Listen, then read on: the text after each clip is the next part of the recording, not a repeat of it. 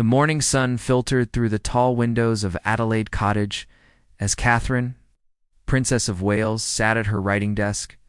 Her elegant fingers traced the edge of a cream-colored envelope that had arrived by special courier just hours earlier. The royal seal was unmistakable. But what surprised her was the sender's name written in familiar handwriting. Across the back, Catherine had always been known for her diplomatic nature and careful consideration of family matters. As she opened the letter, her mind wandered to the events of the past few years. The royal family had weathered storms that seemed impossible to navigate. Yet here she was, potentially holding a key to healing wounds that many believed were too deep to mend. The letter was brief, but heartfelt. It spoke of longing, of missed connections, and of a desire to find a path forward. What struck Catherine most was the vulnerability in the words, so different from the public statements and interviews that had dominated headlines for months. This was personal, raw, and genuine. William had left early for his morning duties, and the children were still sleeping peacefully upstairs. Catherine found herself in a rare moment of complete silence, where she could think clearly without the usual demands of royal life pressing upon her. She walked to the window and looked out at the grounds, remembering happier times when laughter echoed through these halls and family gatherings were filled with joy rather than tension. Her phone buzzed with messages from her private secretary about the day's schedule, but Catherine's attention remained fixed on the letter. She understood the weight of what was being asked of her. It wasn't just about personal relationships. It was about the future of the monarchy itself. The public had been watching every move, analyzing every gesture, searching for signs of reconciliation or further division. Catherine had always prided herself on being a bridge builder. Even before marrying into the royal family, she had possessed a natural ability to bring people together, to find common ground where others saw only differences. Her friends often spoke of her gift for listening, for understanding multiple perspectives without judgment. Now, those skills were being called upon in the most significant way possible. She thought about Harry, remembering the young man who had welcomed her into the family with such warmth and genuine affection, the brother-in-law who had shared jokes at family dinners, who had been there during some of her most challenging moments as she adjusted to royal life, the person who had stood beside William at their wedding, beaming with happiness for their future together. The transformation from those early days to the current situation felt almost surreal. How had they arrived at this point where a simple family conversation required such careful orchestration? Catherine understood that healing would require someone to take the first step, to extend a hand across the divide that seemed to grow wider with each passing month. As she folded the letter carefully, Catherine made a decision that would set in motion a series of events that neither she nor anyone else could have fully anticipated. She reached for her personal phone, scrolling through her contacts until she found a number she hadn't dialed in far too long. Her finger hovered over the screen for a moment before she pressed call. The phone rang twice before a familiar voice answered. Surprised but pleased to hear from her, Catherine's words were measured but warm, as she suggested they meet for coffee, somewhere private, where they could talk without interruption. The conversation was brief, but by the time she hung up, both women knew that something significant was about to begin. The small cafe in Windsor was chosen carefully for its discretion and the owner's long-standing loyalty to the royal family. Catherine arrived first, wearing a simple navy coat and minimal jewelry. Her hair pulled back in a casual style that made her look more like any other mother meeting a friend for coffee than the future Queen of England. She chose a corner table away from windows, her security detail positioned strategically but unobtrusively throughout the establishment. When Meghan walked in 10 minutes later, both women felt the weight of history in that moment. It had been nearly 2 years since they had spoken privately. The public narrative had painted their relationship in stark terms of conflict and misunderstanding. Yet as their eyes met across the cafe, there was something softer, more human in their exchange than the cameras had ever captured. Meghan approached the table with careful grace, her own security team maintaining a respectful distance. She wore a cream-colored sweater and dark jeans, her appearance similarly understated. The two women embraced briefly, a gesture that felt both natural and revolutionary given the circumstances. As they sat down, the initial tension was palpable, but beneath it lay something more hopeful. Catherine spoke first, her voice gentle but direct. She acknowledged the pain and misunderstandings that had accumulated over the years, taking responsibility for her own part in the communication breakdown.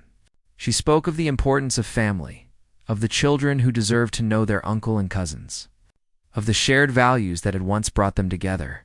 Megan listened intently, occasionally nodding as Catherine shared her perspective. When it was her turn to speak, Megan's words carried a mixture of hurt and hope. She talked about the loneliness of the past few years, the difficulty of watching Harry struggle with the loss of his family relationships, and the impact on their own children who barely knew their British relatives. The conversation gradually shifted from past grievances to future possibilities. Both women shared stories about their children, laughing softly as they described similar challenges of parenting in the public eye. Catherine showed Megan recent photos of Louis, Charlotte, and George on her phone, while Megan shared updates about Archie and Lilibet's latest adventures in California as their coffee grew cold. The two women began to discuss what reconciliation might actually look like. It wasn't just about personal relationships. They both understood the broader implications for the monarchy and the Commonwealth. Catherine explained some of the internal discussions happening within the palace walls, the genuine desire from senior family members to find a way forward. Megan revealed that Harry had been having his own private conversations with old friends and former colleagues, testing the waters for a potential return to some form of royal duties. She spoke of his continued love for Britain and his desire to contribute to the causes he cared about, particularly his military charities and mental health initiatives. The two women talked about the practical challenges that would need to be addressed. Questions of security, housing, financial arrangements, and public reception all loomed large.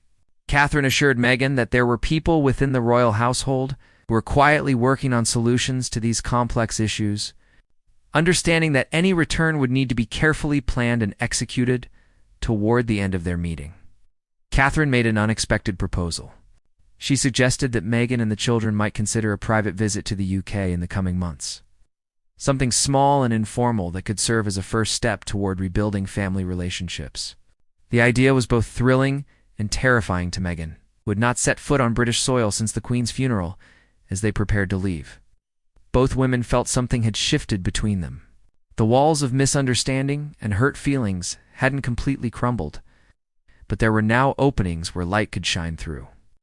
Catherine reached across the table and squeezed Megan's hand gently, a gesture that spoke volumes about her commitment to making things right. The news of Catherine's private meeting with Megan didn't remain secret for long. Within days, eagle-eyed photographers had captured images of both women leaving the Windsor Cafe, though they had been careful to arrive and depart separately. The photos were grainy and taken from a distance, but they were enough to send royal watchers into a frenzy of speculation. Catherine found herself at the center of intense media attention as journalists and royal commentators tried to decode the meaning behind the meeting. Her public appearances in the following weeks were scrutinized for any hint of what might be happening behind palace doors. Every smile, every gesture, every choice of clothing was analyzed for possible significance regarding the Sussex situation. During a visit to a children's hospital in London, Catherine was approached by a young reporter who boldly asked about rumors of reconciliation efforts. Catherine handled the question with her characteristic poise, neither confirming nor denying anything specific, but speaking generally about the importance of family relationships and understanding. Her response was measured and diplomatic, yet those who knew her well detected a subtle shift in her tone when discussing family matters. Meanwhile, Ryumio was initially cautious about his wife's initiative. During private conversations at Kensington Palace, he expressed both admiration for Catherine's courage and concern about the potential complications. He had his own complex feelings about his brother's departure and the subsequent public revelations.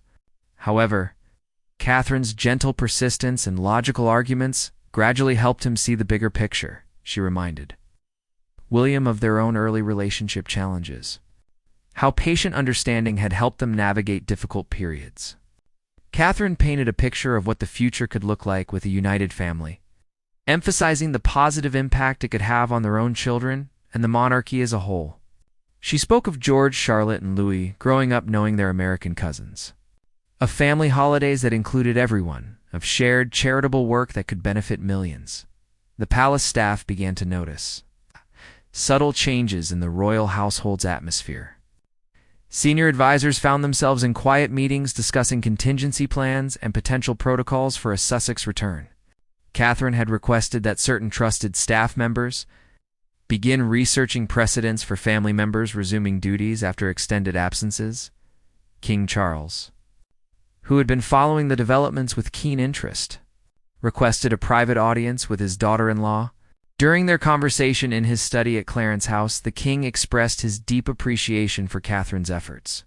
He shared his own pain over the family's estrangement and his hope that reconciliation might be possible. The king revealed that he had been having his own quiet communications with Harry through intermediaries, expressing his love and desire for healing. He told Catherine that her involvement had given him new hope that a path forward could be found.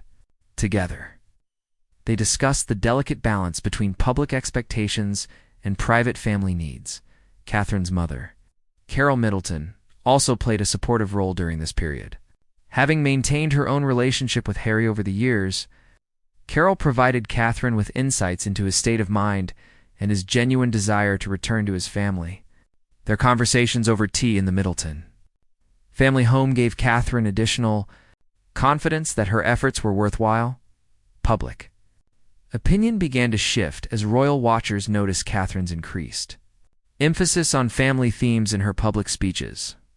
During a speech at a family support charity, she spoke passionately about forgiveness, second chances, and the power of unconditional love. While she never mentioned the Sussex situation directly, the subtext was clear to those paying attention. Social media erupted with support for Catherine's apparent peacemaking efforts. Hashtags like Royal Reconciliation and Family First began trending as the public expressed their hope for healing within the royal family. Many people shared their own stories of family estrangement and reconciliation, creating a broader conversation about forgiveness and understanding. The international press also took notice, particularly in the United States where Harry and Meghan had built a new life. American media outlets began to frame Catherine as a potential bridge between the two worlds, highlighting her diplomatic nature and her unique position within the royal family. The narrative shifted from conflict to possibility, from division to potential unity.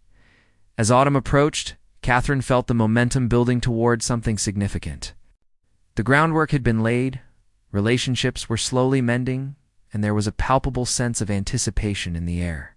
She knew that the next steps would be even more challenging, requiring careful coordination and genuine commitment from all parties involved. The breakthrough came on a crisp October evening when Catherine received an unexpected phone call from California. Harry's voice sounded different than she remembered, more mature, but also more vulnerable. He thanked her for her efforts with Meghan and expressed his own desire to find a way back to his family. The conversation lasted over an hour, covering everything from his children's growth to his ongoing charitable work and his deep love for Britain. Catherine listened as Harry spoke about the isolation he had felt since leaving royal duties, the way he missed being part of something larger than himself. He talked about watching the Queen's Platinum Jubilee celebrations from afar, feeling both proud of his family and heartbroken not to be part of the festivities. His voice broke slightly when he mentioned missing his grandmother's final months and the regret that would stay with him forever.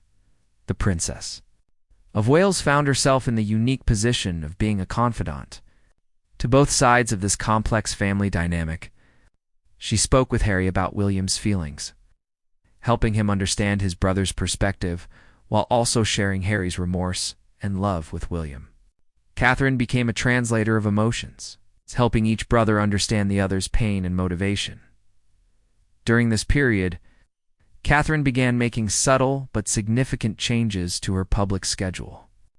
She accepted invitations to events that aligned with Harry's charitable interests, particularly those focused on mental health and military veterans.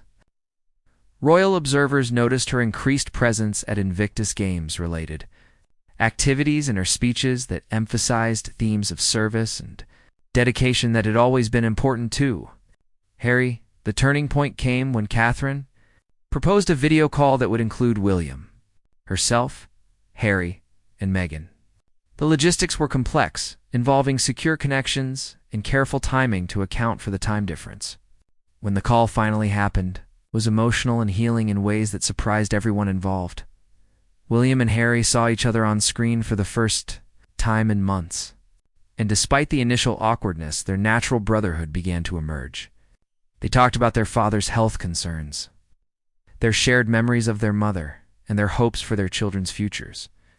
Meghan and Catherine found common ground in their experiences as mothers in the public eye, sharing strategies for protecting their children while fulfilling their public duties.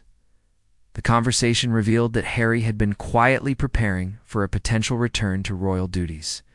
He had maintained relationships with several of his former charities and had been developing new initiatives that could align with the royal family's current priorities.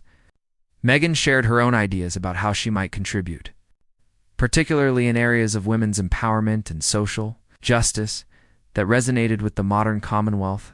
Catherine suggested that any return should be gradual and carefully managed. She proposed that Harry might initially take on a limited number of patronages, perhaps focusing on his military charities and mental health advocacy. The idea was to test the waters and see how both the public and the media would respond to his renewed involvement in royal life. The family also discussed practical matters that would need to be resolved. Questions about security arrangements, residence options, and financial support were all part of the complex equation. Catherine had been working quietly with palace administrators to develop potential solutions to these challenges, understanding that successful reconciliation would require addressing every detail. King Charles was kept informed throughout these developments, and his enthusiasm for his son's reconciliation grew with each update. He began making his own gestures toward healing, including Harry in family decisions, and seeking his input on Commonwealth matters where his perspective could be valuable. The king's health concerns had made him even more determined to see his family united. The media began to pick up on the changing dynamics within the royal family. Royal correspondents noticed that Catherine's public statements had become more inclusive, often mentioning the importance of family bonds that transcend geographical distance. Her choice to wear certain pieces of jewelry that had connections to Diana seemed to send messages about healing and continuity. Public sentiment continued to evolve in favor of reconciliation. Polls showed that a majority of British citizens supported the idea of Harry returning to some form of royal duty, particularly if it could bring the family back together.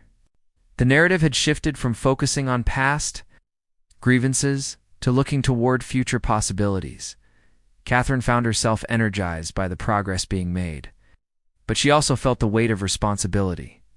She understood that she had become a key figure in this reconciliation process, and any misstep could derail months of careful work. Every public appearance, every statement, every gesture was now viewed through the lens of her efforts to heal the royal family's wounds. The announcement came quietly on a December morning, buried in the court circular as a simple entry about the Duke of Sussex accepting an invitation to attend a private family gathering at Sandringham.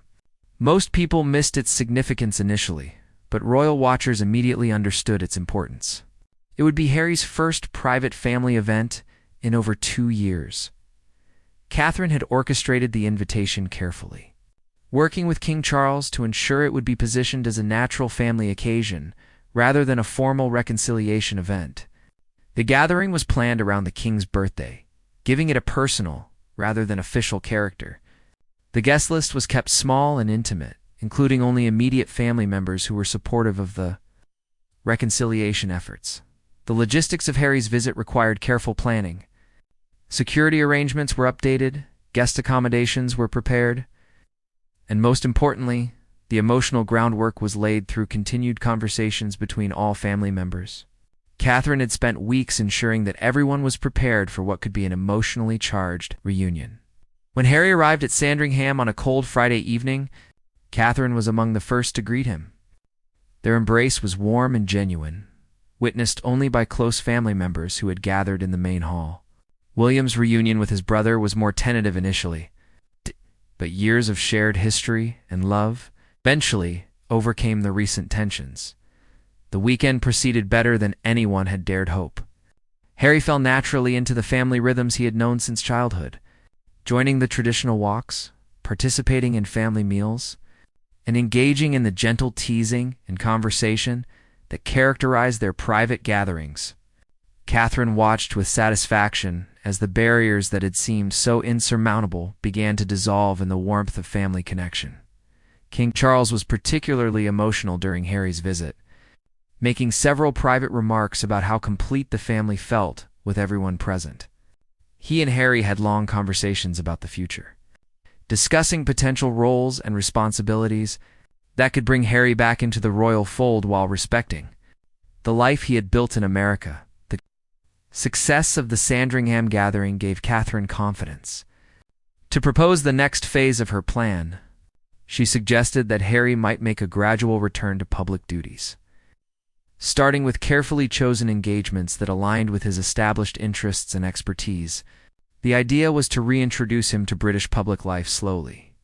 Allowing both him and the public to adjust to his presence, Catherine worked closely with the palace communications team to develop a strategy for announcing Harry's return to limited royal duties. The approach was designed to emphasize continuity rather than change, presenting his involvement as a natural evolution rather than a dramatic departure from recent arrangements. Press releases were carefully crafted too. Focus on his qualifications and passion for the causes he would support. The announcement was made through multiple channels simultaneously, including official palace statements, carefully briefed royal correspondence, and Harry's own social media platforms. The message emphasized his commitment to serving the British KPL and supporting the causes that had always been close to his heart, particularly military veterans and mental health initiatives. Public reaction was overwhelmingly positive, with many expressing relief and joy at the news of Harry's return. Social media platforms were filled with messages of support, and several of his former charities issued statements welcoming his renewed involvement. The narrative that had dominated headlines for years shifted overnight from division to healing. Catherine found herself credited in media coverage as the architect of the reconciliation. Though she was careful in her public statements to emphasize that it was a family effort driven by love and mutual respect, she declined to take personal credit for the breakthrough, instead highlighting the courage and commitment shown by all family members involved. Behind the scenes, detailed planning continued for Harry's first official public engagements. Catherine was involved in selecting events that would showcase his strengths while minimizing potential controversies. The goal was to demonstrate his continued relevance and effectiveness in royal duties while building momentum for broader public acceptance. Meghan's role in the reconciliation process also began to take shape during this period. While she would not immediately return to royal duties, she expressed support for Harry's decision and indicated her own interest in contributing to charitable causes aligned with the Commonwealth's values. Catherine had maintained regular contact with Meghan throughout the process, ensuring she felt included and valued. The international media response was largely positive, with many outlets praising the royal family's ability to overcome their differences and work together for the greater good. American media particularly emphasized the bridge-building role that Catherine had played, portraying her as a modern royal who understood the importance of family unity and maintaining institutional stability. As the year drew to a close, Catherine reflected on the remarkable transformation that had occurred. What had begun with a simple letter had evolved into a comprehensive reconciliation that promised to strengthen both the royal family and the monarchy itself. She felt proud of her role in facilitating healing, but also relieved that the hard work of rebuilding relationships could now begin in earnest. The first official engagement of Harry's return took place on a bright January morning at the Royal Hospital, Chelsea, where he was reuniting with military veterans he had worked with for years. Catherine attended the event alongside him, a presence signaling the family's unified support for his return to royal duties. The warmth of his reception from both the veterans and the gathered media, exceeded even the most optimistic expectations as they walked through the hospital's historic halls. Catherine observed how naturally Harry fell back into his role as a working royal. His genuine connections with the veterans were evident, and his passion for their welfare had clearly not diminished during his time away.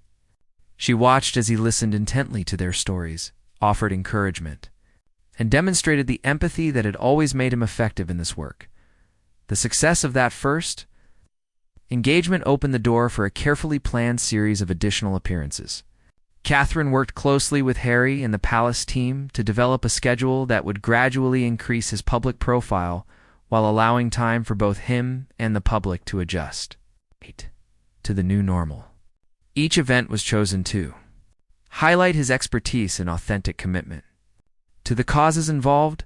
William and Harry's first joint public appearance since the reconciliation came during a mental health awareness campaign that had particular significance for both brothers. Catherine had suggested the collaboration, understanding that their shared commitment to this cause could help rebuild their public partnership. The event was a powerful demonstration of their renewed bond, with both men speaking eloquently about the importance of emotional well-being and support. Behind the scenes, the family dynamics continued to evolve in positive ways. Harry had established a temporary residence in the UK, allowing him to fulfill his royal duties while maintaining his family life in California. The arrangement required careful coordination, but it demonstrated that modern royal service could adapt to contemporary family needs. Catherine's role had naturally evolved from reconciliation facilitator to ongoing support system. She helped Harry navigate the complexities of returning to royal life after his extended absence. Sharing insights about changes in protocols and public expectations, her guidance was particularly valuable as he reestablished relationships with palace staff and rekindled connections with his charitable organizations. The king formally recognized Harry's return by reinstating several of his military appointments and patronages that had been held in abeyance during his absence. The ceremony was private and emotional, with Catherine in attendance as a witness to this significant moment of restoration. King Charles spoke movingly about the importance of family forgiveness and the strength that comes from working through difficulties together. Public polling consistently showed strong support for Harry's return and widespread approval of the family's reconciliation. Catherine's role in facilitating the healing process had enhanced her own public standing, with many viewing her as a stabilizing force who had helped preserve the monarchy's future. Her approval ratings reached new heights as people recognized her diplomatic skills and genuine care for family unity. The international impact of the reconciliation extended far beyond the UK. Commonwealth nations welcomed Harry's return, particularly given his strong connections to many of these countries through his previous royal work. His renewed involvement in Commonwealth activities brought fresh energy and perspective to the organization. While demonstrating the monarchy's ability to evolve and adapt, Catherine found particular satisfaction in watching the next generation benefit from the family's renewed unity. George, Charlotte, and Louis had developed closer relationships with their California cousins through video calls and planned visits. The children's natural acceptance of their expanded family circle provided hope for sustained harmony in the years to come. As spring arrived, the royal family's annual Easter gathering at Windsor Castle included Harry for the first time in years. The traditional family photograph showed a united family, with Catherine positioned between William and Harry in a symbolic representation of her bridge-building role. The image became one of the most shared royal photographs of the year, representing hope and healing to millions of people worldwide. Looking back on the remarkable year of transformation, Catherine understood that her instinct to reach out and build bridges had helped change the course of royal history. The monarchy emerged stronger from the reconciliation, demonstrating its capacity for growth and adaptation while maintaining its core values of service and duty. The success of Harry's return to royal duties proved that reconciliation was possible even after significant family conflict. Catherine's patient diplomacy and genuine care for all family members had created space for healing and growth. The royal family entered this new chapter with renewed purpose and unity, ready to face future challenges together. The lasting impact of Catherine's efforts extended beyond the immediate family to influence how the monarchy approached conflict resolution and family dynamics. Her methods became a template for handling future difficulties with grace, understanding, and a commitment to preserving family bonds while serving the greater good. The Princess of Wales had not only helped heal her family, but had also strengthened the institution she would one day help lead.